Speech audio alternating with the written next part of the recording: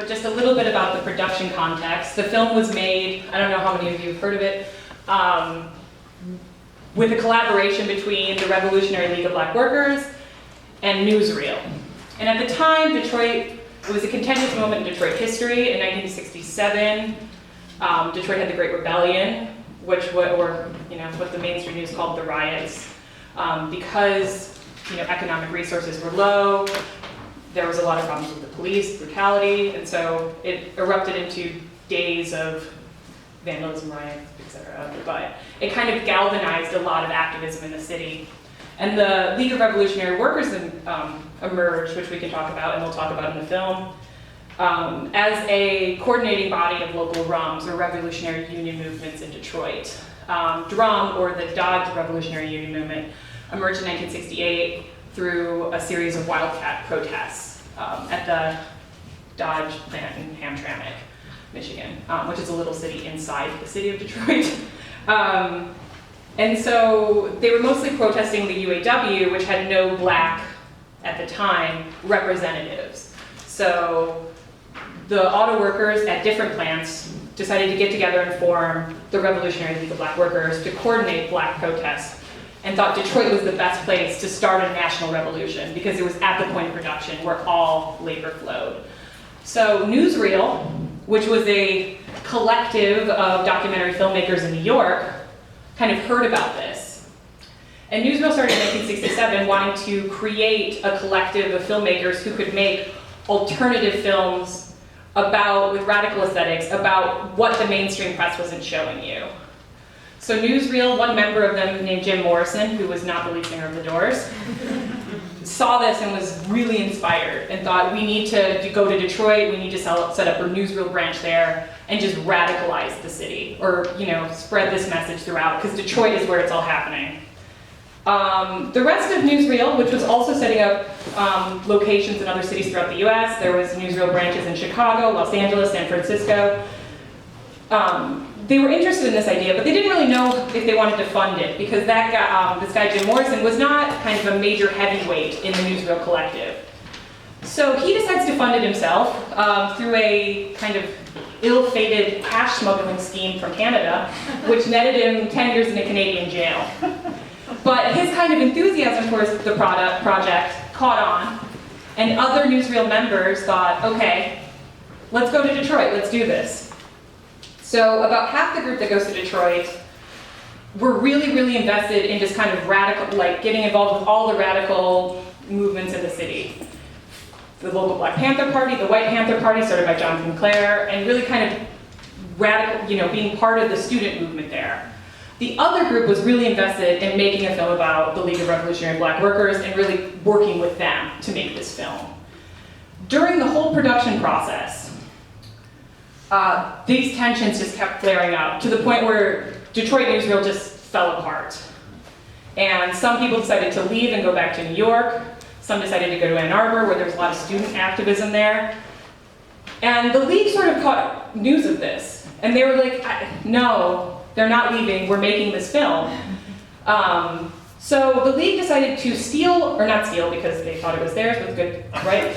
They decided to take all the filmmaking equipment and write a letter to the remaining League members that said, hey, this is our film, this is our equipment, you've mistreated us, you're trying to make a film about us without using the message we want, this is now ours and we're making this film, you can stay and help if you want. And 3 members of the League, Detroit Newsreel, Paul Gassner, Stu Bird, and Renee Lichtman thought, you know what, they're absolutely right, we have been participating in organizational chauvinism, racism, this is their story to tell, the movement has to be made, and we're happy to stay and help them. And so from then on, they collaborated with the League to make the film the League wanted to make. And that's really what makes this film so unique, is this isn't a documentary made by filmmakers about a labor movement or about Black radicalism. It's a film made by a Black radical organization. And the other members just helped because they knew how to make film. And one example of this, which you'll see in the film, is the opening sequence, where once the League took creative control, they sat down with the members of Newsreel and said, no, these are the aspects of the film we really want to keep in the film. these are the aspects you gotta cut, you have to make it our way. John Watson, who was the creative director of the film, or the member of the League of Revolutionary Black Workers, who had the kind of most kind of investment in making this film and using it as an organizing tool, kind of said, no, what you need to do at the beginning is we're gonna tell a whole history of slavery from the beginning of colonization to the auto working factory. And then the filmmakers from, newsreel were like, I don't know, that seems like a lot to cover in a very short film. And they say, no, that's what we're doing. And we don't want this just to be a documentary where you film us. We want it to be a film where we talk to the camera. We tell them what we think, and that's what we're doing. He thought about it as a form of re-education. So what you're gonna get in this film is the League of Revolutionary Black Workers telling you exactly what they were thinking about the film, driving you around Detroit. You're getting their perspective on the city through filmmaking with the assistance of Detroit Newsreel, or the remaining members of it. Shortly after this, which we can talk about after, the League of Revolutionary Black Workers started Black Star Productions with the idea that they were going to start making more and more films. This never happened, unfortunately. They had a few projects in the pipeline before the League dissolved. But John Watson and some members of the League really wanted to use filmmaking as a way to spread a radical message from Detroit outward. Other members were a little bit cautious of this, especially because they were scared police who could see these tapes or see their activism filmed would use it against them, which they had good reason to think, because in another newsreel film from LA about the Black Panthers, the police stole all the footage and used it as kind of evidence of what their activism strategies were. So there was some caution in Detroit about, no, we need to keep low profiles, the revolution is what matters in the audio factory. So this also kind of helped create a divide in the Revolutionary League of Black Workers around the film. But today, this film still exists as a great document of Detroit and one of the rare examples of early Black documentary filmmaking with these sort of labor representatives who had no history of filmmaking before, kind of taking an active control in their own representation in Detroit. So I'm sure my co-discussant has a lot to say about it, and I'm sure you guys have questions, and I'm happy to, say what I have in terms of my archival research, but I hope you enjoy the film. If there's nothing else. I first just want to know, kind of, being in Detroit around this time and a little bit after, and what your experience of watching this now, or your experience in thinking about it as someone who is sort of part of it in a kind of subsequent way. So I'm actually beaming with pride right now.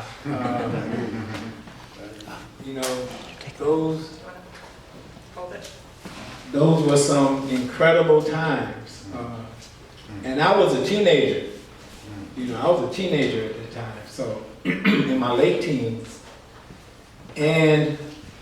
But I was an activist.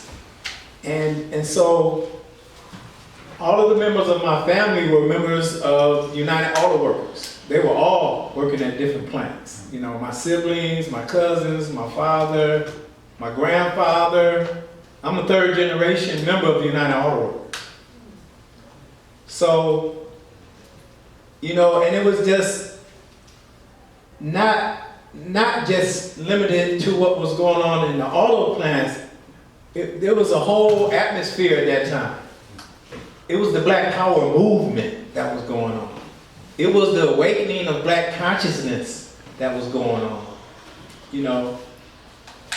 James Brown created a song, "Say It Loud, I'm Black and I'm Proud." That was an anthem. And it represented, a real change in our psychology. Earlier in the 60s, we were colored. We were calling ourselves colored and Negro and things like that. And then this whole shift of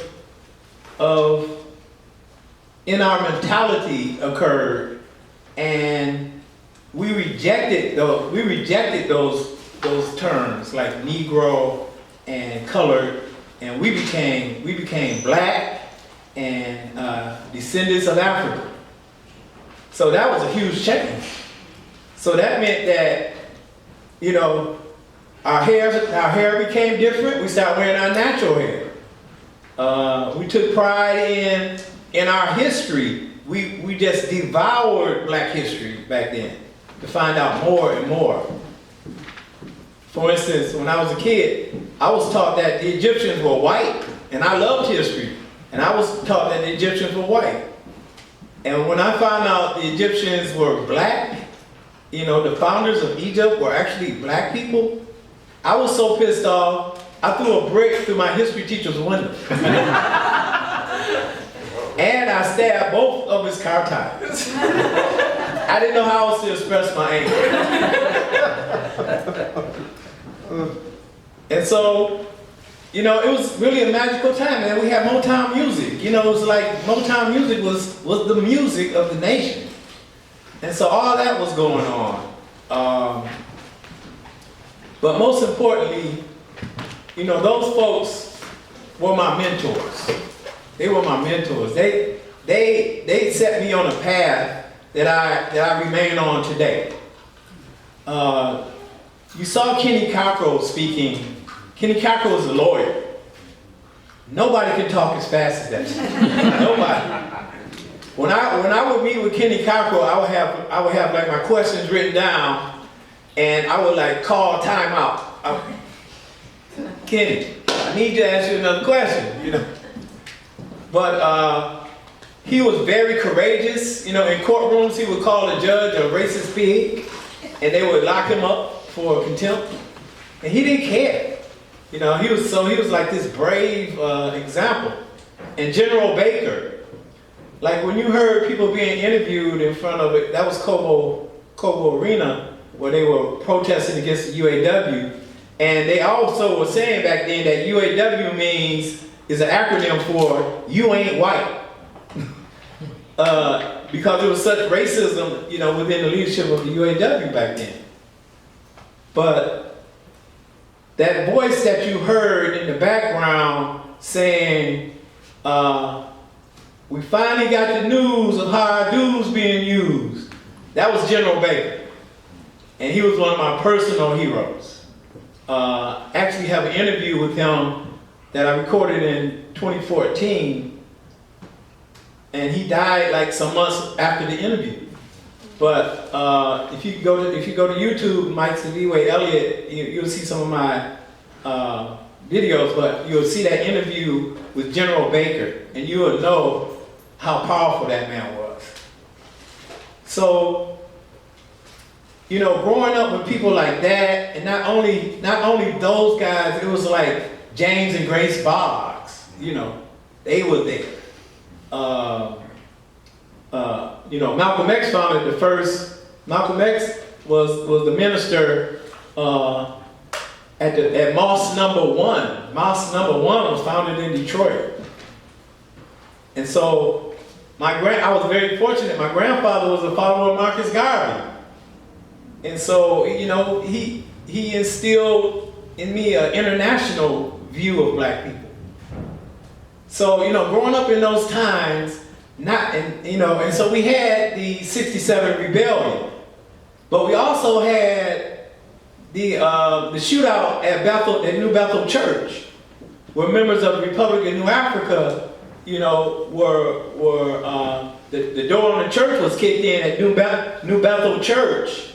And the reverend at New Bethel Church was Reverend C.L. Franklin, the father of Aretha Franklin. And he supported that movement. And he used his political connections to actually get those folks out of jail. But, you know, it was so many things that went on in Detroit at that time. It was no way you could just close your eyes. It was impossible. Because they all affected you. You could hear your family members were talking about it constantly. You know, people in the street, you know, it was like the topic of conversation.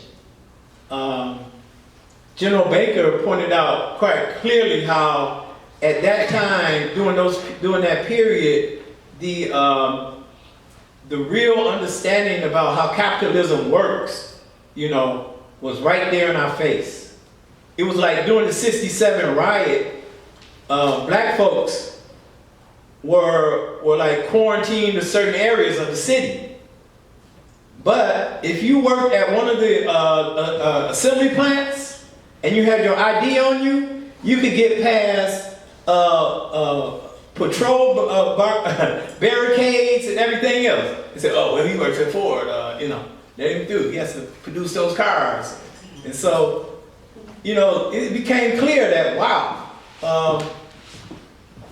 our purpose is to just produce products for these folks. And so, as you can see, the brother that did the most talking, particularly at the beginning, how articulate he was, how clearly he understood everything.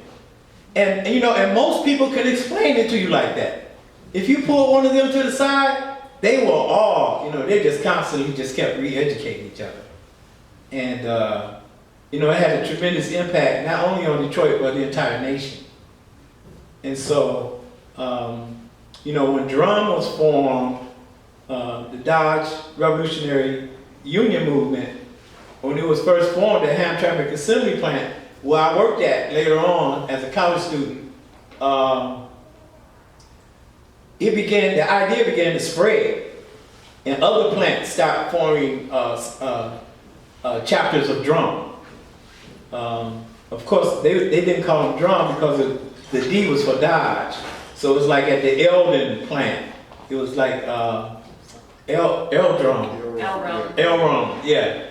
And so, you know, it spread. And it really empowered us in so many ways. You know, it not only gave us pride, but it educated us about how the world economy works. You know, what our purpose is in serving this nation, you know, as workers. And how capitalism will keep us divided racially, even though all the workers were being exploited. And the white workers were very clear about how, you know, the line was speeding up and all that kind of thing. But they would keep us divided, feed us these lies and myths to divide the working class. And, you know, that's still going on today. But I'm not saying too much so far. Okay. Well, I have a bunch of questions that I could even ask, or we can talk about, but I'm wondering what everyone else thinks, if anyone else has anything to say. Go ahead. I'd rather you not take my opinion.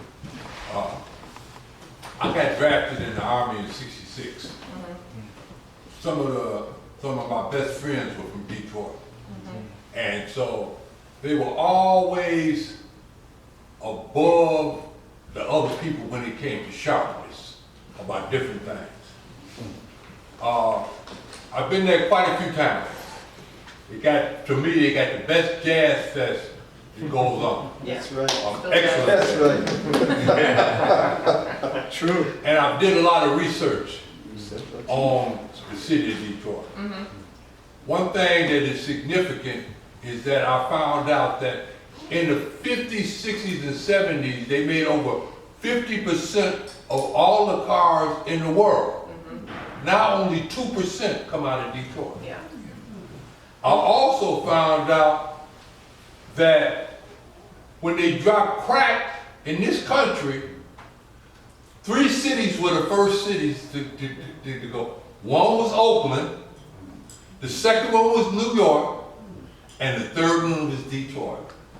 And in listening to you and seeing the movie and already knowing about how the streets operate, I see why.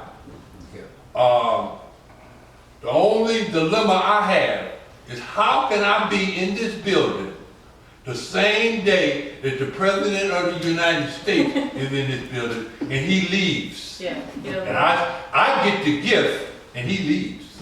The movie was excellent. Yeah. Thank you. Yeah. Thank you. Yeah. And one thing I want to say, first of all, when we talked about Ken Cockrell, he also was on the Detroit City Council. So they elected Detroit, a Marxist radical lawyer who calls judges racist pigs, to the Detroit City Council, and he was gonna try to be mayor. He would have been mayor, but he died of a heart attack, unfortunately. But so that's, you know, there was a lot of radical activism, and even though the League sort of dissolved after 1972, those people all continued in their fights to kind of change the city. And another thing is, a lot of people who've written on this film, like scholars and activists, they talk mostly about how the film is a Marxist labor film that deals with the auto plans. And then they kind of leave out parts about the end or think of it as an afterthought, where you have a woman's voice suddenly talk about women's labor, or talking about the strike against the police officers who murdered Danny Smith. But what's interesting about this film to me is thinking about the relationship between the labor activism and how they're thinking of Detroit as a community and thinking outward. And one of the reasons that brought me to this film in the first place was thinking about the problems of Detroit today and how many of those problems you can just see them responding to in 1969, 1970. Like, it hasn't changed, it just keeps going. So while the League of Revolutionary Black Workers kind of stopped some of their organized activism, how much of those problems continue to this day and continue to be addressed by activists like these people. So their legacy lives on, even people like you. Yeah. Go ahead. Yeah, something that's real interesting is because I was engaged with League of Black Revolutionary Workers in 1968 when I was 16 years old, working with a Revolutionary Union here in Chicago. That's how I was introduced through what is now the cult of WOW. Can everyone hear him? Yeah. Because I can also. I don't think the It won't hear it. Okay. Speak up, Floyd. Yeah, so now I said I was introduced to the League of Revolutionary Black Workers in 1968 when I was working with the Revolutionary Union, which is now the cult of Bob Avakian, right? Yeah. But at that time, I was working with the People's Voice newspaper, and this is how we came to League of Black Revolutionary Workers. Now, it's real interesting because when the League came into Chicago, Black Panther Party had just started. And basically, they totally diminished Eldridge Cleaver's lumpen proletariat thing, And this is something that nobody ever really talks about because the League fell apart. By 1972, the League fell apart after Fred Hampton was killed. But this thing about the lumpen proletariat, it was a real discussion. It was a real struggle in the street over what that leadership was. And this is a film. This is one of the first films that I actually pushed around. When I got out of high school and in college, this was a film we brought along with the murder of Fred Hampton, because this film was one of the most powerful films that talked about what real Black power was, which was at the point of production. Because I come from a family. I worked in a factory from 16. All 6 of my family members were like members of UAW. And yeah, you ain't white. That's what the union was. And we struggled against the unions at Standard Screw Company. That's the real name of the factory, Standard Screw Company. And we provided the bolts, the nuts, bolts, and tackers for the engines up in Detroit. That was our job, And but the impact of this film was not lost on a lot of us, But this was, but there was a whole disinformation thing about like really pushing this lumpen proletariat line that had nothing that was like, nobody really read Marx. Everybody said they did, but nobody really read Marx. So they didn't know what the lumpen proletariat was. They didn't know that they were basically the quickest to sell out. That they were really people who were in a class of what was the word? I can't remember the exact words, but it wasn't a good thing, right? But Eldridge and these people, they kind of massaged it in order to create this phony vanguard, And this is like a lot of my best friends are Panthers, but this is something we struggled over constantly, And this is a film. I mean, we really need to bring this film back. I'm gonna show this because in terms of organizing, this is a film that people need to see. You know what I mean? It's like Black Lives Matter for all of their good, intentions. This is organizing. You know what I mean? This is what organizing looks like. What we have now for all the demonstrations in the street, it's about how do you seize power. You don't have to seize state power. All you have to do, first step is seizing local power. That's all I gotta say. Oh, go ahead. When the brother that just spoke, Floyd Webb, talked about pushing films around, he didn't really say what he does. He's a major curator of films in Chicago, brought the first African films to Chicago, started the first African Film Festival, So if Floyd's going to show film, it's going to be important. And since I got it, just for 1 second, Black World Cinema is a series that runs first Thursday of every month in a Cineplex down in Chatham, 87th and Dan Ryan. And just Google it, and you're gonna. There's movies that you've never heard of that will change your view. But speaking of changing views, it's really funny. I'm an older man than Siviwe, and I'm a lighter skinned man than Siviwe.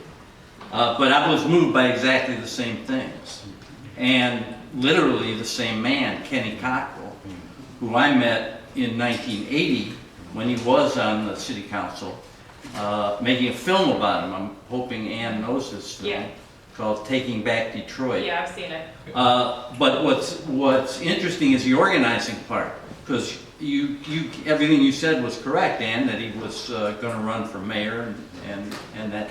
But he wasn't just going to run for mayor because he was a famous guy. He had an organization, and the organization was, I'm not sure whether they were Marxist-Leninists or not. I know there were Marxist-Leninists involved, but he had an organization called the Detroit Alliance for a Rational Economy. Yeah. And had people from all different neighborhoods and things. So the thing that Kenny did a lot, he knew what organizing was, and he knew how change could be made, revolutionary change. One more thing is I happen to be one of the organizers of Chicago Newsreel, so I know a little thing about newsreel too. Yeah. And although this film was a little divorced from newsreel, you have an incredible amount of knowledge about it. Well, All that stuff about Morrison's supposed to be secret. How do you know? Well, he listed, if you notice the credits, they he's just say listed he's as a political prisoner. They don't say he was selling dope or anything. Yeah. How do you know all this stuff? But I anyway, looked at the paper. I read their newsreel when Detroit Newsreel reported back to New York Newsreel, like, sorry, all our equipment's gone. They wrote a letter, and I've seen the letter. It's at Wayne State, and it's pretty interesting. It's like the title of the letter is called "The Ripoff," and then it kind of details what happens. And they say things very specifically, like, nope, they were right. It was their film, their equipment. We're gonna hand it over. And I wish that happened more often in this world. right. Well, the fact is that newsreel sort of got taken over. Yeah. In a similar situation. Was that Chris? Newsreel started as rich white guy newsreel. Yeah, it was. And then it went to women's newsreel. Chris Children. And then it became third world newsreel. And it still exists today. Right, yeah. And it stays third world newsreel. That's the one that really stayed and existed. But I just want to talk about the filmmaking and the format. As much as it got divorced and divorced itself from newsreel, it does a lot of the same stuff newsreel did. Yeah. The soundtrack is total newsreel, Yeah. along with the cuts, with a lot of drum beats and bells and all of that. Yeah. Hardly any sync sound. Most of the film, I mean, there are interviews in it, but most of the film, if you were to look at it again, is voiceover. Yeah. But they do it in a way that you think the people that are there are talking about it, and so you don't really notice that. And then finally at the end, I would say that the end of that film is an homage to the famous first Black Panther film, where they sent people from New York out to San Francisco. Yeah. It was early 1968.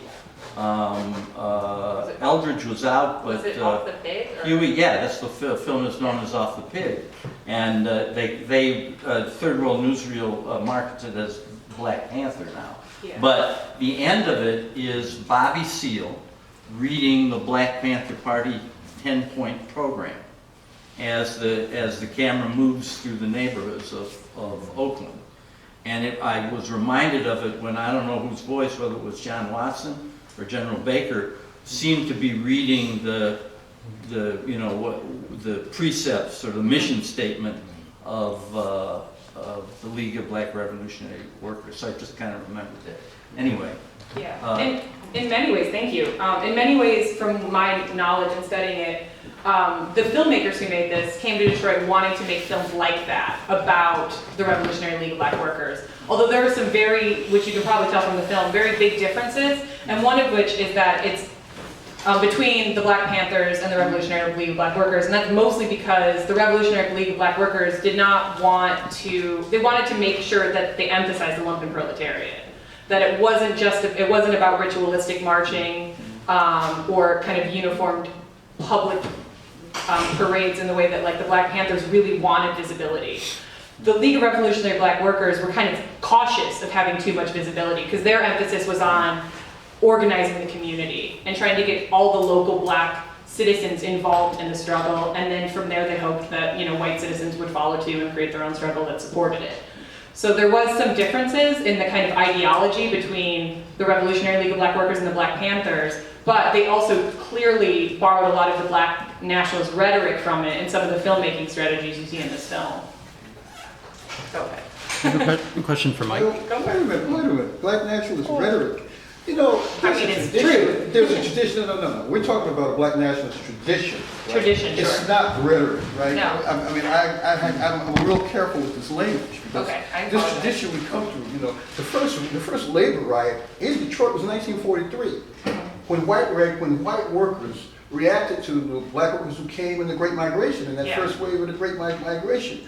Those kids' consciousness was like it was like forged in that struggle. You know, 50 people killed. Ruther just pushed it all to the side. The UAW let that happen, right? That's where these kids came from. Yeah. That consciousness grows out of that whole, you know, it grows out of blood. You know, it grows Yeah. out of blood and sacrifice. So when I hear somebody say black nationalist rhetoric, you know, the struggles of Marcus Garvey, the struggles of all those people who pass this ideology on to us, you know, to the point that when I left here, I left to get to Tanzania because we were very serious about this. So I don't consider it rhetoric because a lot of us were putting these things into action. You know, we were activated, we were activists, and we did stuff. You know what I mean? This wasn't about talk. So I'm sorry to be passionate about that. But No, you're right. I used the wrong word. And I think you're right when you said blood, and it almost just speaks right back to what John Watson said, which is that it's converting black blood, sweat, and tears is what they were building in the factory, you know, using in the factory to create things. And they were, these revolutionaries were just pushing back against that. And so I apologize. That was not the best word for it. I was mostly just thinking of, you know, they were dividing themselves from what the Black Panthers were saying at the time. They saw it slightly differently. Yeah. And then I appreciate that. Yeah. I have a question for Mike. So bring us up into the present. I mean, you spent much of the 40 years since this film as a UAW organizer. How does this film inform what's going on today in the factories?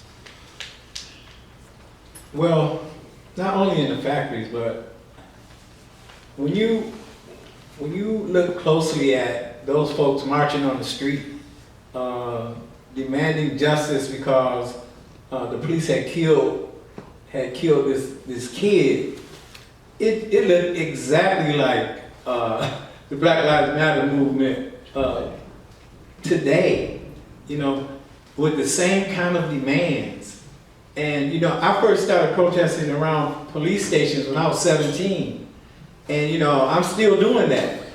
And, you know, the shit has not changed. It's gotten worse and far more sophisticated.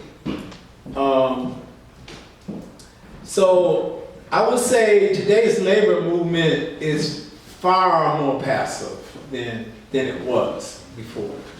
My particular union, which has so many radical thinkers at one time, is the most passive union in the nation, in my opinion. United Auto Workers. They like hands off of everything. We don't hear about them being involved in nothing. There is a slow buildup of workers who are coming out of the Black Lives Matter experience that are now factory workers. And those folks are starting to push the leadership of their local unions to do things. You know, I see more of that happening. And I work very closely with those folks. I'm a member of the Black Lives Matter Chicago chapter myself, but my role as the chair of the labor committee of the Chicago Alliance is to work with labor unions and also the Black Lives Matter movement and other youth movements. So I have a chance to interact with folks who are, who are pulling me to the side or calling meetings about what they can do to get their local union more active. And it's been an experience of activists around the nation because of the Black Lives Matter movement, which is one day going to get a hell of a lot of credit for changing the narrative in this nation. People are experiencing more and more young workers of color, in particular, pushing their local unions to get involved in social justice issues, which was once the norm. When I grew up, to be a union activist meant that you were a community activist. There was no separation. A union activist was a community activist. It was your job as a union member to get involved with your community. And that's not true today. But there are a lot of conscious workers now who are rising up and starting to demand that their unions get involved in the issues that we face today.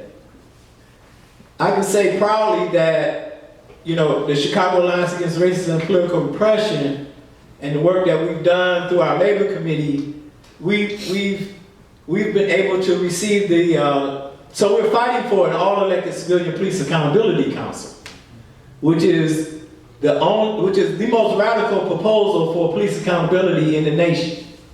There's no other city in the nation that has an all-elected civilian police accountability council.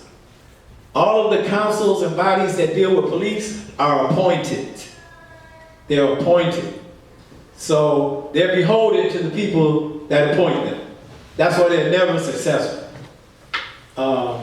But we've successfully gained the support of the Chicago Teachers Union, of the SEIU, which is the Service Employees International Union, Local 73, and their healthcare local union.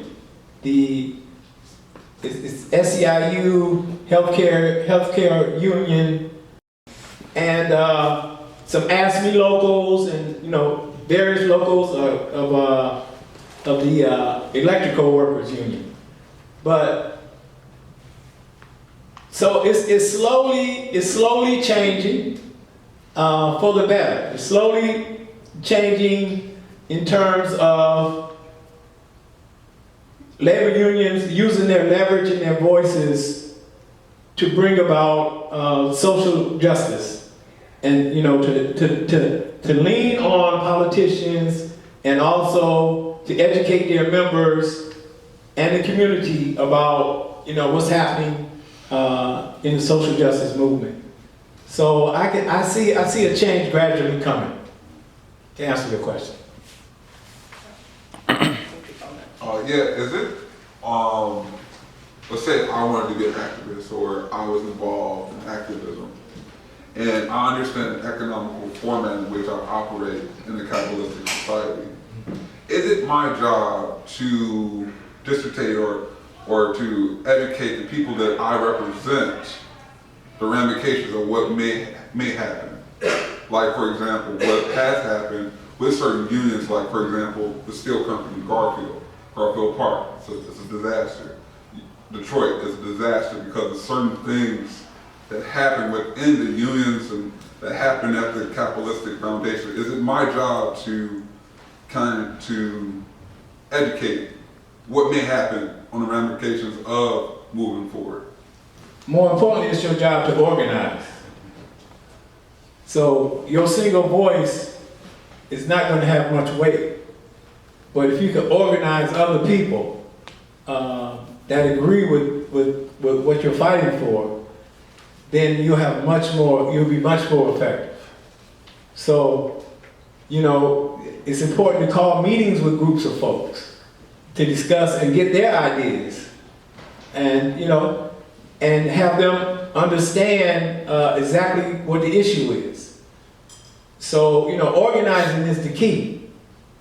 The Black Lives Matter movement understands that very well. And they're organizing with all kinds of communities right now. They're expanding the movement. They're staunch supporters of what's happening in North Dakota and in the Latino communities. There's black and brown coalitions that are growing, in Chicago and other cities, because people are realizing that we're facing the same kind of issues. And the only way that we can fight them is by fighting them together. So, organizing is the key. And then your voice will be amplified. So that's my advice on that. And just to add the question. So one of the things that happened with the Revolutionary League of Black Workers is after the film was made, John Watson went and traveled around with the film, and so did other members of the League. And they were saying that the more they went away from Detroit, the less strength the League of Revolutionary Workers had, because they needed to be located in the community and located where the point of production was. Yeah. And so I'm wondering, do you think with Black Lives Matter, it's interesting because it's all over the country, but how important is it to make sure that the struggle is also local and that it's really centered around what's happening in the place where the movement, or in each different city? Well, if you use Chicago as an example, the Black Lives Matter movement is extremely focused locally. Yeah. And as a matter of fact, it's one of the most effective Black Lives Matter movements in the nation. It's right here in Chicago. And so, there's constant organizing going on. There's really some community-based building going on. So yeah, they're taking up their call, and definitely they've learned and they studied the past, and so they're taking advantage of that. Okay, so I think we have to. Oh, we have to wrap it up. Okay. Yeah. We have one more quick question. I have Is it quick? sort of maybe a not so quick question. Sure. Well, we have a few minutes afterwards to ask. Okay. I just wanted to add just a few little tidbits. So General Baker was like my personal hero, and some of the things that he shared with me about like where they would meet to organize was at a place called the Ghetto Cafe, and it was on Grand River Avenue. And in the Ghetto Cafe, they would always have African drummers. African drummers would always be playing. They play chess, they meet, they do everything, but the drummers will always play. And so, they really love the fact that they can name their organization Drum, because they always had drummers with them. So at their demonstrations, they had drummers. And it was the guys that played in the Ghetto Cafe. Were they the ones playing over the intro? I'm not sure. I actually don't know either. I know the song, the Please Mr. Foreman, is by Joel Carter, who's a Detroit native too. Yeah. So that song they picked specifically because it's from Detroit. But I don't know actually about the drumming. That's something I should maybe look into. Yeah, so, I always loved that about him. But General Baker himself had to leave the city. They had a warrant out for him. The lawyer, Kenny Cockrell, called him and said, the police woke the judge up in the middle of the night and got a warrant for your arrest. And so he was like, well, Kenny, what should I do? And Kenny said, if I was you, I wouldn't be around tomorrow. And so General Baker left the city for a year and stayed in Cleveland. And he was on probation at the time for carrying a gun. But his probation officer was so cool that he would mark him present every week. Like he had visited his office every week. And, so Kenny said that while he was gone, the organization really started to lose some power. And I guess while he was gone, Watson was traveling and, people were doing other things. And by the time they came back to Detroit, the movement had really dwindled. But it lives on. I mean, you can talk to folks in Detroit, they're proud to talk about drum and League of Revolutionary Workers. All right, well, thank our panelists.